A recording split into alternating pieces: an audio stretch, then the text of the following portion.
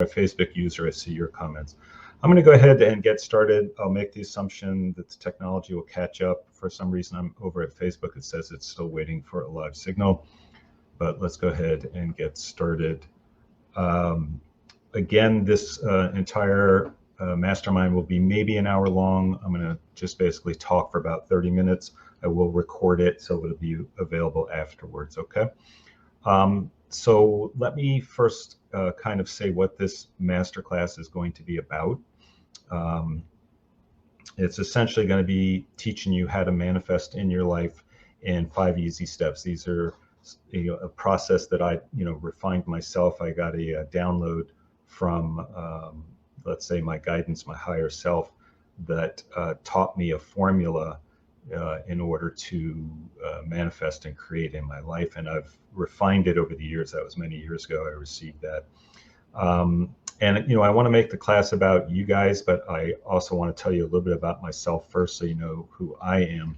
I've been, again, my name is Hal Weinschenk, and I've been a spiritual teacher and a counselor for over 20 years. I first started doing meditation and spirituality as a teenager, and then I've been practicing and teaching success and spirituality practices ever since then. So I've been at this a pretty long time. I have a very diverse sort of career and background. Just real quick, my educational background: I have my undergrad in sociology and my master's in psychology, summa cum laude. So I really know how to do the research, and I really do know a lot of wide scope of topics. I've also operated a couple of very successful businesses in which I went from basically being an employee to being my own boss as an entrepreneur. So my spirituality background, part of that as well, is I did well over 2,000 certified hours of regression hypnotherapy, neurolinguistic programming, past life therapy, a lot of different topics over an 8 to 12 year period is when I was learning. And I've also taught a lot of classes in person and a few online as well, in dream work and relationships, health, well-being, meditation, trance states, synchronicities, self-improvement. I've done life coaching. That just names a few of the classes and courses that I've facilitated. And I ran, like I said before, a successful spirituality counseling practice for a lot of years. And that was, I enjoyed that a lot as well. So I've walked the path, of spirituality and success with both the ups and the downs. And I've learned, a lot of things over the years. I'd like to help you bypass those pitfalls if I can. Let me do one more test here, guys. Let me see if I see any other comments. I'm only seeing comments from one user in here. Was everybody else able to get back in? Just sorry, guys. I'm going to do one more pause. I don't know if it went over to Facebook, is the strange thing. Let's try one more time. I can see and hear you. All right, good. All right, so let's keep going. The big thing about today, I just really want to show you what I call ancient secret manifestation codex formula. That's what I'm going to be calling this. I'm also going to be writing a book on this. The goal is before the end of the year, and I'll let you guys know about the book as well. I call it codex. The word codex comes from a code book, and it is like a code. It's like a recipe in order to manifest. And as I said before, I was given this download while meditating. If you believe in higher guidance or angels, or even just your higher self, your higher intuition, it just came to me very clearly, and I quickly wrote it all down. And then over the years, I've refined it and asked for more help and such. And I've got it down to 5 steps. Really, it's really that simple. It's just 5 steps. And I'm going to share that with you today, a lot of it. So this class, again, is going to be about an hour long. We're going to record it, and then at the very end, I'll do questions and answers, and you guys can, post in the group here and ask me what you need to ask me so I can help you with manifesting. First, I always believe when you start any kind of a topic or a conversation that you define your terms, meaning let's define what manifesting is. And manifesting, it starts with this very basic principle that you are the creator of your entire life, okay? And I know that's a big one for most people to wrap their heads around, but it's really true. You're a co-creator in this world. And it's not magical. I'll get into that later. It's more about you and your determination and your vision is what creates your world. Your life is mostly determined by your perception of it and your mindset about it. And your mindset, it's more than just the mind or the thinking. It's also about feelings and sensing. And those are different than emotions. We can talk about that later, but you're a feeling being. You pick up on things, and we call that being heart-centered. And there's wisdom in both. The balance to do here is between the mind and the heart. Most people only operate in the mind. I post this on a lot of my TikTok videos. I have a whole channel going there, and I'll post that link below so you can see those. But it's really the balance between the two. Those two things, your mind, your thinking, and your heart, your feeling, is what determines what we would call your vibration. Your vibration goes on the assumption that you attract to you what you want. And so you're sort of the creation generator. Your vibration determines what you attract to you, what you create. And we're creating all the time. This is the big misconception that a lot of teachers teach when they're teaching manifesting, is you only want to get into the good, okay? But you're always creating and manifesting all the time, both the good, bad, the neutral. You're creating. All of us here are creators. You cannot stop creating, no matter what. So it's a matter of mastering that vibration so that your things are coming to you more clear and flow. So vibration, so positive vibration makes sense from your perceptions and your mindset. It brings more positive things into your life. Negative vibrations bring, of course, negative things into your life, or what we'd call negative. Nothing is really negative. There is no failures in the way I teach. There's just blockages or learning episodes in your life, okay? It's how you look at them. Again, it's that mindset. If you see it as failure, then it's failure, but it's not. You're just learning, you're growing. So the universe responds to you. The universe responds to your vibration. In psychology, they call it an internal locus of control or an external locus of control. In other words, a person that has an internal locus of control believes that they are the masters of their destiny, versus a person with an external locus of control, and you've met them before, they blame the world for everything. Everything is outside of them is what's causing the things happening in their life. And so what I try to teach people is to have a more internal locus of control where you accept that you are the creator of your life. And so again, this goes back to vibration. So you raise your vibration, and then you will be able to watch and experience your life changing for the better. And it works every time without fail. It really does. You just have to get very clear with what it is that you're vibrating at. So when I raise my vibration, I have a lot less stress, a lot less worries, a lot less frustration. All that stuff disappears. And whatever my heart craves, because again, it's mind and heart, it really comes to me a lot more easily and a lot rapidly, faster. So my feelings, my heart, and my mind, they all come into alignment, and then it all flows. So the next obvious question is, why are you unable to attract the desires that you want? This is the first question I always get from people, is why can't I, get what I want in my life? It just doesn't make sense. I've always wanted this, I've always wanted that, and nothing really seems to be working out for me. And so there's three real main reasons that I've distilled it down to, okay? The three are worries and doubts, not deserving, and fear. And I'm going to kind of define all these, what I mean by this. So worries, doubts, these are normal. They're human traits to get a little worried and a little concerned about things. It's when our worries and our doubts become overwhelming that they're a problem. And one main way to overcome this overwhelm, in other words, overwhelm meaning the emotions, your emotions have gone too high, is to act as if you already have that thing that you're trying to manifest. And I know that sounds like, well, wait a minute, if I'm acting, I don't really believe that. Yes, this is true, but it's going to change your vibration. And we're going to get into that. The main aspect of all this is to change your habitual way of thinking and feeling. Excuse me. If you follow a lot of the ancient masters, this is what they did. They disciplined their mind, they disciplined their emotions and their feelings, their heart. Okay. So play with this idea. And it's like the old saying, we experienced this when I was in sales for many years. It's fake it until you make it. Actors say the same thing, fake it until you make it. And again, all you're doing in that stage of manifesting is you're training your mind, okay?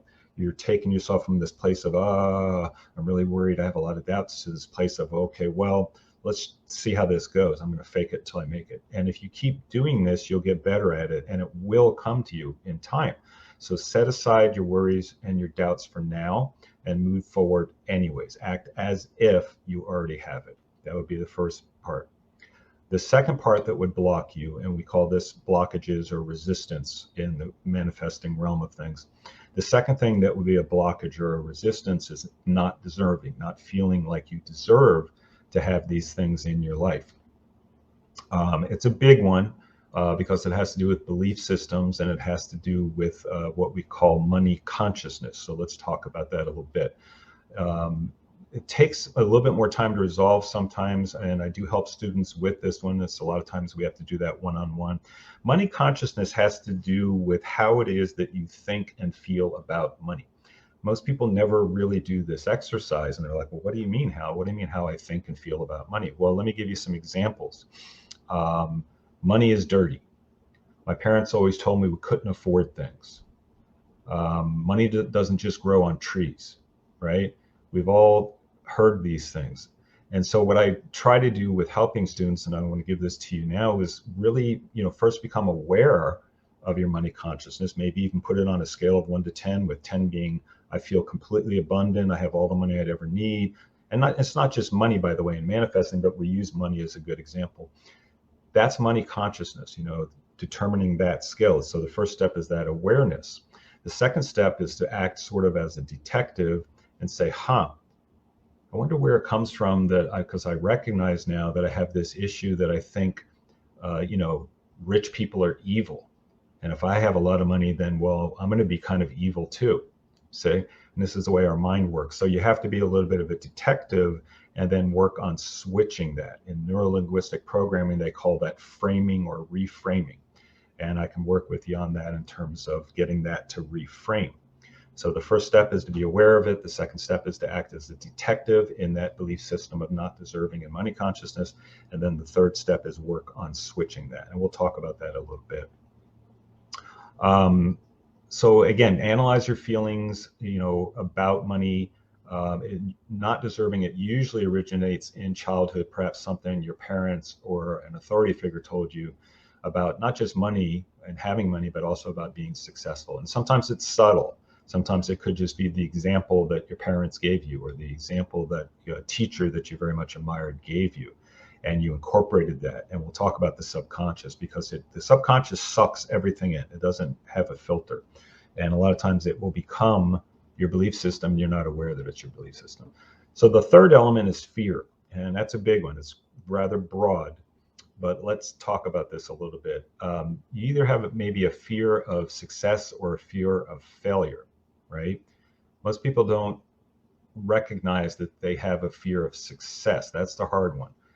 Most people will recognize, well, yeah, I'm afraid of failing. What if this doesn't work out? What will others think of me? What will I think of myself? But there's also a fear of success. And believe it or not, people do fear success of making lots of money or having a dream vocation. I'll give you the example of myself. When I was younger, I was selling things door to door at age 12. Okay. I was an entrepreneur at a very young age. I then became a worker bee for many years, and then I became a successful entrepreneur and self-employed. However, over those years, I would often be thinking about, well, what if I make too much money, right? And this sounds kind of crazy, but this is the way the mind works sometimes. It's called a fear of success. In my mind, before I resolved it, I thought, well, rich people aren't the nicest people in the world. I've met a lot of them. And what if I'm rich, and what if I change? And what if people want to just take advantage of me, because all of a sudden I have a lot of money, see? And so this is this fear of success. This is me saying to myself, well, I need to really limit how much money I make, because otherwise I'll turn into this, see? And that's what fear of success is. So ask yourself that question, and again, become aware of it, analyze it. Like, do I really have a fear of success or a fear of failure? And you might have both, because there sometimes is a both. And so it's what others or yourself will feel like having achieved these things. When you boil it down, it's usually just a fear of change. It's not the thing which you look at, it's the change. And these things, if you're having what if questions in your mind, like what if this, like the example I just gave, what if I become too rich? If you're having what if questions, that's the ego, and that's the mind questioning itself. And that tells you you have either a fear of success or a fear of failure. And so those are things that we can work on as well. The fear aspect of it, almost everybody has it. Okay, there's very few people who don't have fear. If you don't have fear, you're really not human. They may act as if they don't have fear, and they may look successful online, etc. But even the most successful people have some trepidations. It's just fear on a very low level. Fear on a very high level is anxiety and overwhelming. So those are the three main roadblocks to manifesting, and they originate in the mind. It's what you think and you feel, and that sometimes gets in the way. So again, the remedy for this is become aware of what your thoughts and your feelings are surrounding the concept of money and abundance and success, and then do the steps to change this habitual thinking. And I'm going to talk about this habitual thinking in a minute here. I want to dig in a little further into this worry aspect of the three that I mentioned. So worry is an energy, and in manifesting, since you are this vibrating being and you're attracting things into your experience and into your life, worry becomes this energy that blocks manifesting. It's one of the energies I just mentioned. But instead of attracting and aligning your energy, the worry, fear, or doubt energies, they're all pushing away energies. It's literally a block. And so your manifestation, your creation could be vibrationally kind of right here. It's where my hand is kind of away from my head a bit. And it won't get to you because of these things that I'm describing. But again, remember, you are the creator of your reality, and it's based upon mindset and feelings. Let me give a quote, and I'm paraphrasing a little bit. It's Henry Ford, the creator of the automobile. He once said, if you believe you can achieve something or that you cannot achieve something, you are correct. Okay? He was right, because again, you're manifesting and creating and attracting all the time. So on a conscious level, you may want something, and on an energetic level, you're just not ready for it. It's just there, but it's not yet in your experience. And again, going back to the vibration, when these energies that I'm discussing, which are the thoughts and feelings, when they're on a low vibe, it repels your manifestations in your life. And so the cure is to raise your vibration. And we talk about that a little bit in the membership area about raising vibration. And I'll give you guys some exercises to do that. Let me give you an example of this thing that I'm talking about. I went through a real long period in my life where money didn't flow at all. You know what I mean? I was in this paycheck to paycheck thing.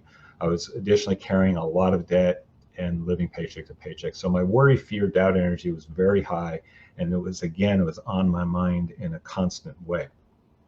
To resolve this where I created a couple of different practices. I want to give these exercises to you guys right now to do after this class. The two sort of exercises that I did were abundance meditations, and let me give you that right now. So I would wake in the morning and I put together these sticky notes, the little 3x5 sticky notes or postcards, and you put affirmations on them. And everybody probably knows what affirmations are, but you say things to yourself like, I attract all that I want easily. I am a money magnet. Abundance is just natural for me. And, those are just my phrases. Come up with your own phrases, and then you post them where you can see them first thing in the morning. And maybe that's when you first get out of bed. Maybe it's a mirror right there, or maybe it's a mirror in your bathroom. It's important. I'm going to get into why it's important that you see these things, these affirmations.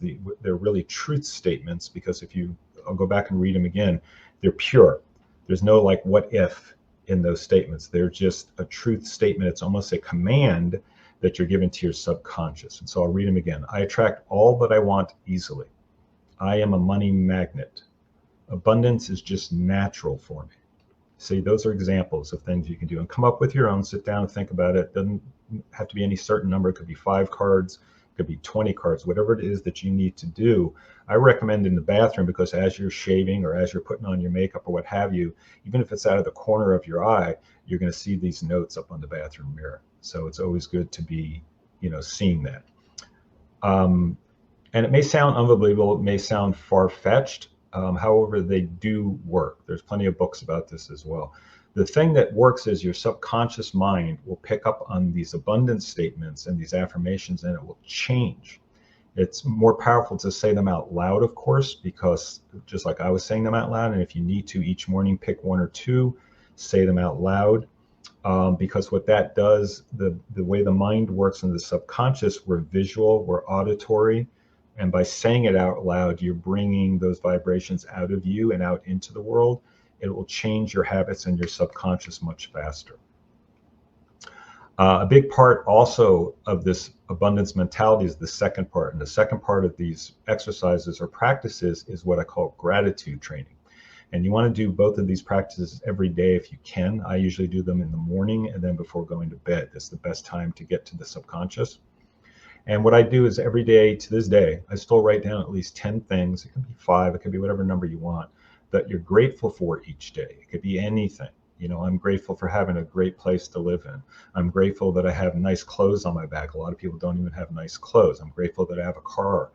You know what I mean? It could be anything. Just write down all the things that you're grateful for. And then in one column, you know, put it down on a piece of notebook paper. I'm going to show you in a second here. In one column, put the gratitude things, those things that you're grateful for. And then next to it, write down all your worries, fears, and doubts. And let me show you an example. I want to make sure this comes up on the camera. So, and that's how I spell grateful. It's full of great.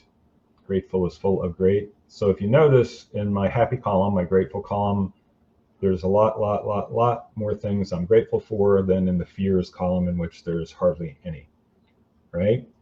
It sounds silly, right? It maybe looks silly to some of you watching this, but this again works. It just does. There's many examples of this, of people doing this, and it works, and it definitely has worked for me. It helped me change my mindset, my feelings, and definitely can help you as well.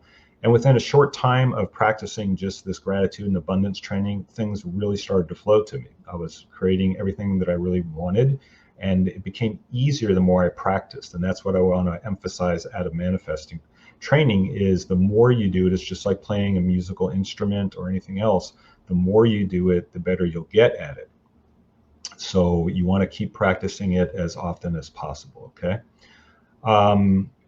The last thing, let's see, let me one more time test, guys. Sorry about this. Let me one more time because I don't see interactions in the group unless you're in here. Yeah, I do see interactions. Okay, I'm watching. I hear, I can see you. Okay, Denise, thank you. All right, let's keep going. Let me get back to my notes, guys. Sorry, I have a brain that doesn't keep everything upstairs, so hold on. All right, the other thing I wanted to emphasize again is about the fear. So we talked about the worries and the doubts. Let's talk about the fear a little bit further. Give me 1 sec. Let me get some water. All right, so fear. All the energies that I've described, like I said before, the fear, worry, doubt, they're all negative thoughts and feelings, right? And I always, the way I teach, I boil everything down to thoughts and feelings. It's a simple formula. It's a simple way of being. Thoughts, feelings, mind, heart, mind, heart. Keep thinking like that, and it makes your life flow a lot smoother, okay? Fears can be overcome with a lot of practice and discipline, because fear is really just a mental habit, and habits can be broken. Typical habit takes, there's different speculations on this, but most of the studies show that a typical habit, meaning you're doing these abundance practices, it could be anything to change habitual thinking, okay? Most habits can be changed within 14 to 21 days. So within 2 to 3 weeks, sometimes as much as 4 weeks. But the most positive, they've done research studies on this stuff. Habits can be changed. Mental habits, physical habits, because let me give you an example of habits and habitual thinking. How many of you right now, when you think about it, male or female, okay, put on your left pair of pants, your left leg first, or your right leg first, okay? Or if you're shaving, if you're a guy, you do the left side of your face first, or do you do the right side of your face first? Or if you're a female and you're doing your makeup, which eye do you do first? You'd be shocked if you really become aware of that, about how habitual you are physically. And that's an example of physical habituality. I mention that because we're operating almost on automatic. And when you're in that habitual automatic place, you're not aware, you're not mindful. and you need to be mindful to attract and manifest and create what you want in your life. So what I recommend to people do, and it's not super important, but you should do it, is try to switch that up. Okay, become aware of it and say, whoops, oh, I'm putting on my left leg first, let me switch over. And it sounds silly, but just that little teeny bit will then get your body to change the habits. And once your body changes the habits, your mind will change those habits. That's an example of that. And habitual thinking is just like what it sounds like, meaning you keep thinking the same thoughts over and over and over again. A lot of us do this, myself included. You know, it still comes up as you go through life. It gets better. And for me, it's gotten better. I'm more disciplined, but it still comes up. Like you'll say something to yourself like, oh man, my left knee really is aching me this morning. Gosh, you know, bad things just always happening to me, right? That's habitual thinking. Bad things are always happening to me. Bad things are always happening to me. So, and we're not aware that we even do this sometimes. Again, that's more in the subconscious, but it becomes to the forefront when you become aware of it. So like I said, my life started to flow much, much better as I got more disciplined with this. So let me tell you a quick little story. This is a real important story for me because I literally, my entire life shifted after this. I had one of these near-death experiences and my entire life just switched. It was 1993. It was a real clear day. There wasn't any rain or anything. I was driving on my way to work, and I worked in, you know, a very large office community. There's 4 lanes, you know, 2 going this way, 2 going this way, and a concrete median strip with grass in the middle. And this is well known here in San Diego and around the world, eucalyptus trees. They were imported in from Australia. When they get enough rain, they literally explode. This is well known. A lot of people have been hurt. And I'm driving along, and sure enough, thankfully, I was only doing about maybe 45 miles per hour because it was a business zone. And this tree split off, and one gigantic half of it, it's about maybe a third of it to a half of it, came down and slammed right onto my windshield. Okay, I could have easily died, because if one of the branches was poking in, it would have hit me in the neck or the head or something. The 2 rungs, you know, the 2 braces in the windshield took the complete brunt of it, and my angels and guidance were watching over me because the tree fell exactly parallel to those braces. Again, if it had come in at an angle, it could have come in and smacked my face. I was luckily wearing sunglasses at the time, so I got a lot of the dust, you know, because the safety glass, a lot of the dust of the glass went into my mouth and my nose, and thankfully didn't go into my eyes. I did suffer a few injuries. You know, I had some tendon problems because I did get jarred. The energy of the tree went through the steering column and into my hands because I was gripping the wheel. But it wasn't really bad. It could have been much, much worse. So again, I had, you know, the universe or my angels watching over me that day. But everything was symbolic to me even then. This is just before I'd gotten into really heavy spiritual practices. And I knew then that this was a really symbolic event. But more important than that, the reason I'm bringing this story up is because it shifted my mindset. It shifted my entire life. I started thinking very strongly about where I'm going in my life. And prior to this, I was working in engineering as a worker bee. I hated it. I wanted to get out of that and be my own boss, be my own entrepreneur and own a business. I was also living with an alcoholic girlfriend at the time in a studio, et cetera, you know, lots of debts. One of these like horror stories. And within just a few short months of that, basically I was using, you know, the power of manifesting because I knew about those principles. I let go of that toxic relationship. I manifested literally within, it was about 2 months after that event happened. And I said, I need to change this. My life needs to change. I became fully self-employed. I worked with partners that supported me because I was a contractor. So I worked with colleagues I wanted to work with. I was earning what I needed to support me. I felt good about my earnings. I wanted that refinement where I could work from home if I wanted, and my commute, I wanted to be less than 15 minutes. That was like a thing I had in me. I didn't like these long commutes. And I was really, really excited and enjoying what I was doing. And everything was what I wanted. Everything was flowing. And this all came to me. And it was shortly after that that I met my spiritual mentor. I began learning about this law of attraction stuff and spirituality. And I'm bringing this up because it's a really, really powerful example of how just a shift in your life and your mindset can change everything. And I want to teach you guys how to make this shift in your mindset. My life's never been the same since then. I haven't looked back since then. So let's get into, what is this process that I use to manifest? And again, there's 5 simple steps. I'm going to break them down a little bit here in this class. We don't have a lot of time. We only have about an hour, but I will get into it a bit here. So the 5 steps, and you may want to write this down because it is a formula. Think about it as if it's a recipe book. It's a recipe, and you want to, give me 1 second, guys. Someone comment, please. I'm just checking over and over again to make sure that we're still over in the Facebook group. But if not, guys, I'm going to go ahead and put this recording up in the group so you can see it yourself as well. Okay. So let me get back on track. So the 5 steps. Get out a pen and paper and write these down. They're 5 simple words, and I've boiled it down to these 5, and in this order, by the way. So the first is choice, the second is desire, the third is intention, the fourth is passion, and the 5th is action. Okay, and I know what you're thinking, like what does all this mean? Okay, so let's dive into it a little bit. So the first part, choice, I mean, you need to make a choice about what you desire. And it sounds simple, right? Well, I need to make a choice. Well, that sounds overly simplistic, but it's not, because a lot of people will, let's see. Okay. A lot of people think they've made a choice. They say, well, you know what, I want a new job. Let's use this example. I want a new job. There, okay, I've chosen.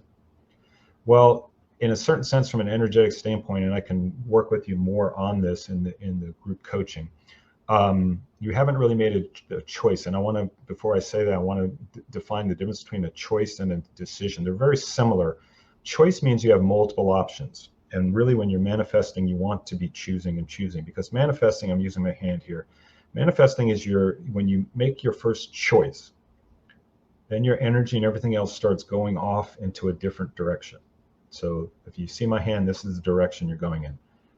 Then you stop for a second. Oh, wait a minute, because the stopping is you get the feedback from the choice that you've made. Okay, the universe mirrors back your manifesting to you.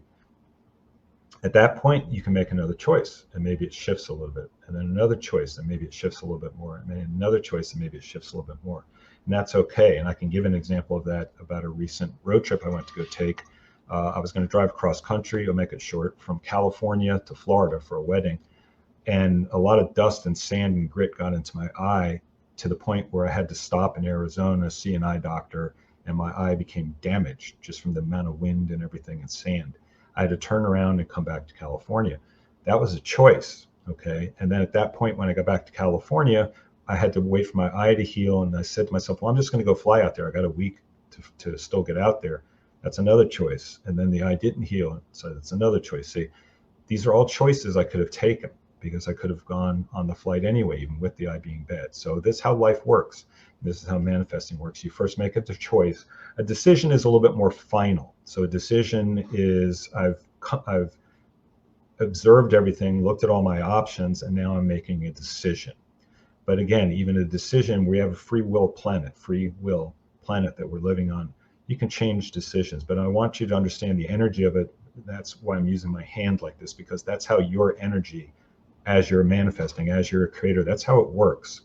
Okay, you usually will go in a certain trajectory, and then you make another choice, and the trajectory or the direction will shift. Sometimes it's slight, or in the case of the tree falling on me, it was a huge shift. Okay, my life went off in a completely different direction. And sometimes that's how life is too. If you don't make your choices, life will make choices for you. That's an old expression. So you're much better off being the manifestor that chooses. Okay. Second one is desires, and you need to be really fully on board with your desires energetically. Meaning, there's a lot of old expressions when it comes to people teaching manifesting, is that you need to do what makes your heart sing. Okay, sing. What makes your heart sing? It's what brings you excitement. That's what desires are. That's why that's the second step. This is why my guidance gave it to me in these steps, because using it in these steps from 1 to 5, it works better. Now, keep in mind, all these steps when I get to the end. All these steps come together a lot of times at the same time, but it's good to learn the process, the first step, the second step, the third step, okay? So desires are different than passion. I'm going to talk about passion. Desires are building up of that energy, okay? Think of yourself as this generator, like a motor, okay? If any of you are old enough, you remember the old lawnmowers where you pull them and you'd have to pull it again, and eventually you give it a final pull and it starts whirring, okay? You're that same way. Abraham Hicks teaches it as you're a vortex of creation.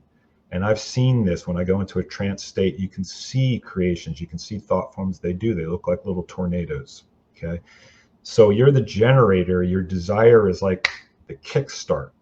Your desire is what brings that elevation of your energy up, okay? Your passion, I'll get into that in a second, but your desire is the kickstart, it's the catalyst.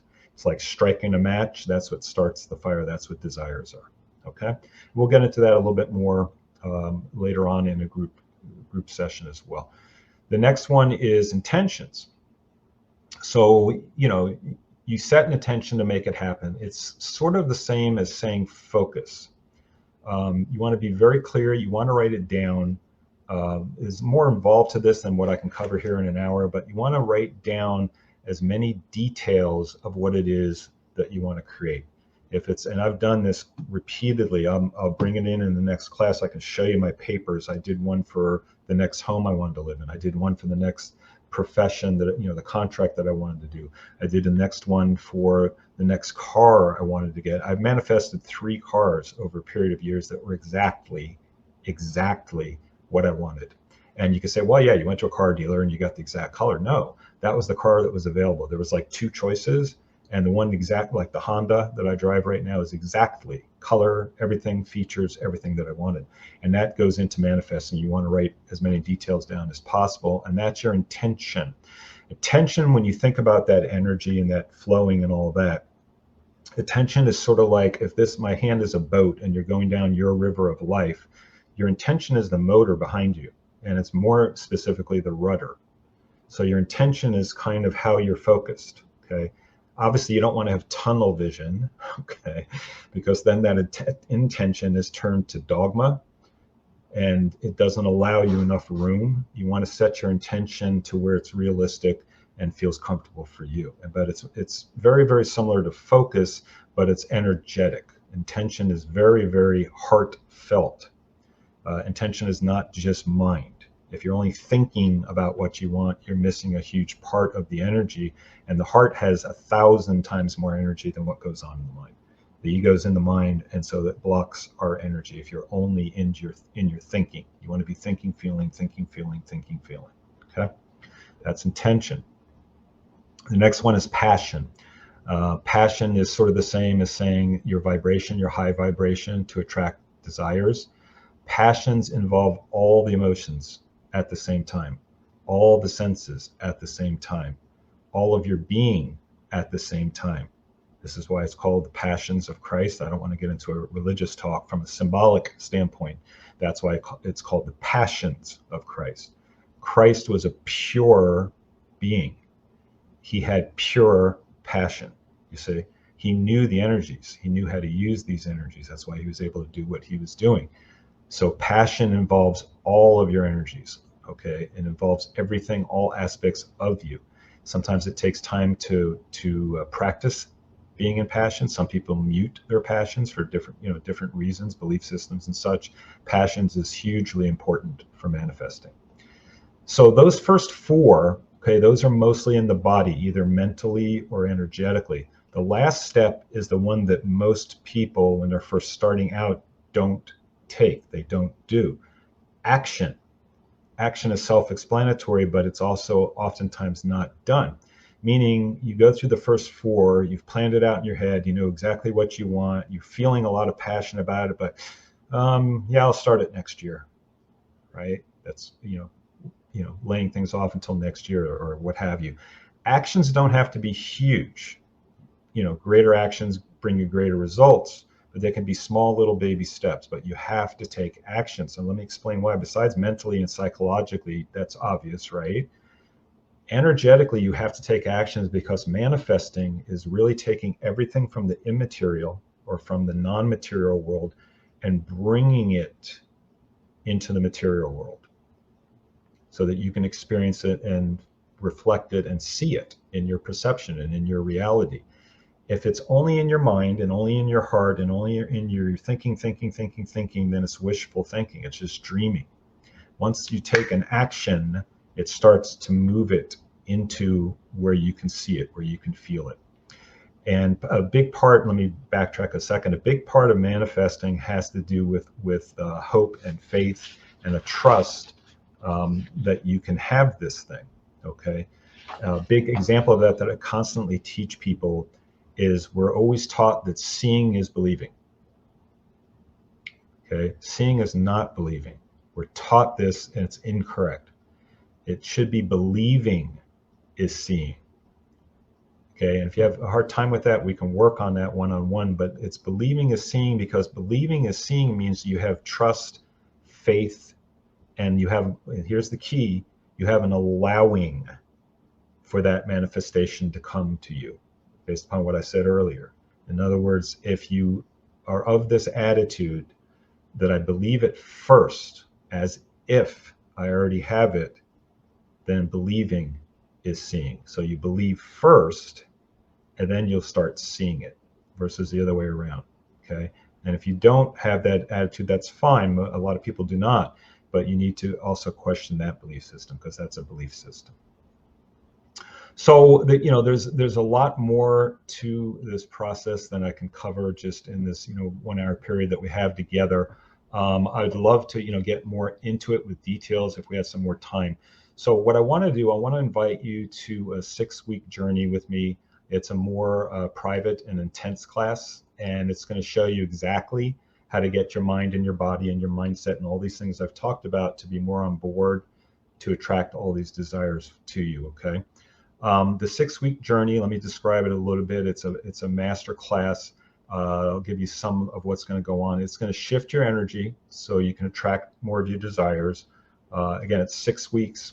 You're going to start listening to your inner guidance, and I'll teach you how to do that and to manifest your desires, because that's very important. Your intuition and your feelings and sensing is listening to your inner guidance. I'm going to teach you how to tap into your intuition to manifest more wealth, better relationships, health, whatever it is that you want to achieve. You're going to learn how to improve your relationships to money, like I said, the money consciousness, so it flows more naturally to you. And you're going to tap into a frequency of becoming a money magnet, is the way I describe it, and get yourself more into this receiving mode, this attracting mode. You'll be able to feel a lot better, more joyful, passionate about your life, and you'll finally experience the abundance that you were all meant for. And everyone on the planet is meant for abundance. This non-deserving kind of feeling maybe makes you think you don't, but everyone is meant for abundance, is what we were designed to do, is to be abundant. I've called this 6-week program the Creation Codex Mastermind. Let me describe it. It's a mastermind. It'll be 6 weeks long. We'll meet once a week in a private Facebook group. That'll be like the classroom. There'll be online coaching sessions, somewhere between an hour to 2 hours. I'll leave it open. Again, it'll be a live program. There'll be recordings of each one. If you can't make it live, of course, I suggest you come live, because that way you can get one-on-one feedback from me in the class. You're also going to receive an ongoing access to the recordings, of course. You can access those to that mastermind, and those will also be put into this private group, so you can get to those anytime you want. So if you need to backtrack and go look at a previous class. So it's going to be 6 classes meeting once a week. And then you can contact me via email or messenger if you have any questions, and I'll personally help you along your manifesting journey. Right after you join, you'll get some pre-training materials to look at. I will probably be doing this class in about another week from today. So let me post how you can get involved in this. I'll post this into the group. And give me 1 second, guys. Okay.